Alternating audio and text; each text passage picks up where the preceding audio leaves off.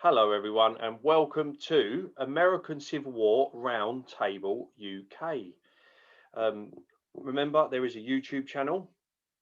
Also, if you're listening on podcast, it's American Civil War and UK History Podcast. So, the American Civil War Roundtable has a brilliant website. Go and have a look. Also, we have a Facebook group, an Instagram page, and they will all be available in the description below at the bottom of the page. If you're watching via the Roundtable YouTube channel, don't forget to subscribe and remember to hit the little bell button or you won't get a notification when a new video comes on. I was invited to join American Civil War Roundtable, which I gladly accepted. So joining me today is the president of American Civil War Roundtable UK, Mike Somerville. Welcome, Mike. So welcome, Darren, and welcome to our group. Thank you. So please tell us what sparked your interest in American Civil War to start off with. Well, my father fought in the Second World War, and I think, like many of my generation, I got an interest in military history when I was very young. But I didn't really start reading anything about American history until I went to university. And then what really sparked off the interest in the Civil War came about because in the 80s, I used to do competitive wargaming, not reenactments like you do, but with tabletop figures. And the club I was a member of wanted somebody to represent them in an American Civil War competition. And I volunteered to do that. And I just got hooked because I think it's such a fascinating period, particularly if you're interested in military history, just from the tactical perspectives and the tactical changes that were going on at the time.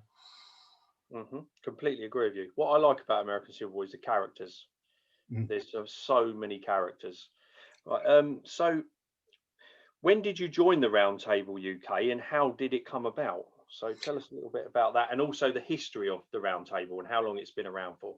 Well, I'm a relatively new member. I joined in 2011. My wife has a degree in American Studies, so we have American history in common. And at that time, she was a researcher for a radio program about the American Civil War, because it was the sesquicentennial of the outbreak of the war. So she discovered the Roundtable UK, which, although I'd been interested in the Civil War for at least 20 years up until then, I had never heard of. So we were invited to the conference and we both went along, and I was just blown away, not just by the quality of the speakers at the conference, because obviously they're professional speakers and academics and you expect them to be good, but just from the breadth of knowledge of the membership. I mean, I thought up until that point that I knew a lot about the Civil War, and I came away humbled just realizing how little I actually did know. But really friendly group, very wide range of interests, and we just joined there and then. Okay. The Roundtable itself has been going for a really long time. I think it's 1953 it was founded, which is actually older than most, if not all, of the roundtables in the US. I believe we originally were founded as the Confederate Historical Society, or something of that name. But we are, I hasten to say, a completely non-partisan organisation today. Although obviously, as you say, there are some great characters and everyone has their favourites, and some of those are on the southern side and some of those are on the northern side, depending on your penchant. But yeah, as I say, great community and really wide range of interests. Brilliant. So tell us about becoming president and of course some of your time through this very difficult time, obviously through COVID, and tell us about how you've had to adapt and moved on to platforms like Zoom and other things like that. Yeah. So in 2016, the Society became a registered charity. So we have two basic objectives as a charity. One is education, and the other one is preservation and heritage. So I was asked that I was elected at that point to the trustees of the charity. And then I became president in 2019, in November. And then, of course, in April, the world had changed. So a bit of a Lincoln-esque moment, perhaps, if that's not too extreme a comparison. We have, at the time, we just usually met face to face. We had about half a dozen meetings a year. And of course, all of that just fell apart. We couldn't do any of that. We couldn't do any of those face-to-face meetings, and particularly from the point of view of our membership, obviously, with an interest in American history, we like to travel, and that all was no longer possible. So COVID was really quite a shock to us. It wasn't entirely unexpected, because we had talked in the February about what we would do if things started to get worse. But yeah, it's not been easy. We've had to adapt quite a lot. But one thing when I became president that I wanted to do in any case was to try and increase our online presence. So in some respect, COVID has been a great enabler and a great spur to action, because we had to increase our online presence because we could no longer meet face to face. Another thing to note is that the society is actually quite a big part of a lot of our members' social lives. We have a lot of quite elderly people, just if I don't mind me saying so, and you know, with their need to shield and self-isolate potentially, we really wanted to make sure that we continued to stay in touch with them. So a few things that we did: we increased the level of communication online through our Vidette newsletter, which we were sending out roughly every 2 months, and we pretty much sent it out monthly throughout last year. We had a conference which we had to postpone, but we held what we call a virtual conference, in which, rather than getting speakers over from the United States, we invited people to watch videos on YouTube and then have a dialogue and a debate about those through social media. And of course, as you say, we've got the now ubiquitous Zoom. And that's really been, we had people who were asking us before last year, why don't you video your meetings? And we'd always felt that the technology wasn't quite there, particularly if you're taping a face-to-face meeting in a conference hall or such like. But with these types of things, now everybody has the technology, and most people are comfortable with the technology and familiar with the technology. So we first did a face-to-face Zoom meeting, a Zoom meeting in June last year, with one of our committee members being the guinea pig for that. And we've took it from there, and we've not looked back really. Everyone finds them very popular. We can record them, we can put them on our YouTube channel, as you say. And they've been really well received. And of course, because we are a UK-based organisation, and a lot of the people we would love to have speak to us are in the US, that's a really great advantage, because we don't have to wait for those people to happen to have a speaking engagement in the UK or coming across to the UK for some reason. We can ask them to give a talk from the comfort of their own home. Cool. So, Mike, I understand that you have written a book, which let me just get this up now so we can see a picture of it. So, tell us about your book, please, Mike. Slightly compressed picture there, yeah. Sorry. Yeah, so as you say, Bull Run to Bull War, how the American Civil War changed the British Army. And this is the front cover illustration, which I really like, because this is not the image that people usually have of the British Army, which is very much the red-coated soldiers who you see in things like Zulu. This is actually the 60th Rifles, who are doing a pretty good impression, for those people who know about the Civil War, of people like the US sharpshooters. This is not usually an image that I would say that people associate with the Victorian Army. One of the things that I've always thought is that the Civil War has a similar place in British historical memory to the First World War. In both cases, they're sort of traumatic experiences from the viewpoint of casualties and things like that. And there's a lot of, you read a lot about the Civil War anticipating the First World War. If you actually look into that from a historical perspective, what you find is that's not doesn't originate in America. It actually originates in Britain in the 1930s. And there's a lot of British military historians who studied the Civil War quite a lot and used it to illustrate their own ideas about what was going on in military history. So these people in the 1930s were basically criticizing the British Army for the First World War, where it conducted the First World War, and looking back to the Civil War and really sort of saying, well, why didn't they see this? Why didn't they see it was going to be something like the Civil War? I have always felt that that's a little bit unfair, that you're looking at history with hindsight, with 2020 hindsight. So on the back of the conference that we talked about in 2011, again, I blame my wife for most things in my life.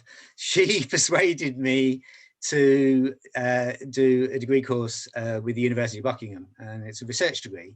So I wanted to do something about the Civil War, and I got the idea of looking at what the British wrote about the Civil War, and looking at it very much from a viewpoint of not, well, what didn't they learn because of what we know happened later, but what were they actually seeing as the problems of the time? And given what they knew at the time, how were they interpreting the Civil War, and what do their writings and their actions show about that? Now, what I found was quite interesting, I think, and I found a lot of stuff which I don't think has been reflected in most history books. I think, again, you have a lot of American writers who talk about the American Civil War, but don't perhaps very often look at what is going on in parallel in Europe and in Britain. And in contrast, British and European military historians, even when they talk about the American Civil War, they tend to treat it in isolation, and they don't compare, again, they don't compare it with what's going on in Europe. I found that there was a lot of observers, more than people usually credit, who went to America. They didn't all go to the South, which is the impression that you sometimes get. There were a lot of people went to the North, and a lot of people had Northern sympathies. And they were really pretty perceptive about what was going on. Often they anticipated some of the debates that we have in modern historical works about, the importance of the Western theatre compared to the Eastern theatre, or why were the Americans building these entrenchments and things like that. So there was a lot of material there which I think historians haven't really looked at and uncovered. I'm not going to pretend that the British Army was perfect. There were a lot of incompetent people in the British Army, just as there were lots of incompetent generals and dreadful incidents in the American Civil War.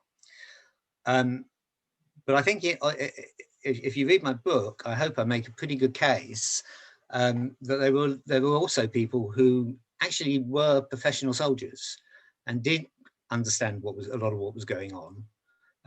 And did look at the Civil War objectively and try and understand it and try and anticipate what was going to happen. And there were some very interesting pieces of writing, some of which I use as examples, which actually are not bad predictions of what you're going to see in the First World War. Nobody expected a 4-year war with a stalemate on the Western Front in the way that it actually turned out. But some of the predictions of things like trench warfare, some of the discussions about how can you attack when you've got such incredible firepower against you.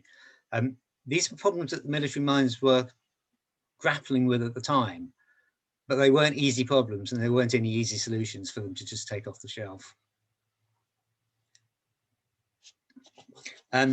So it's, as I say, the book arose out of my doctorate, so it is quite an academic book.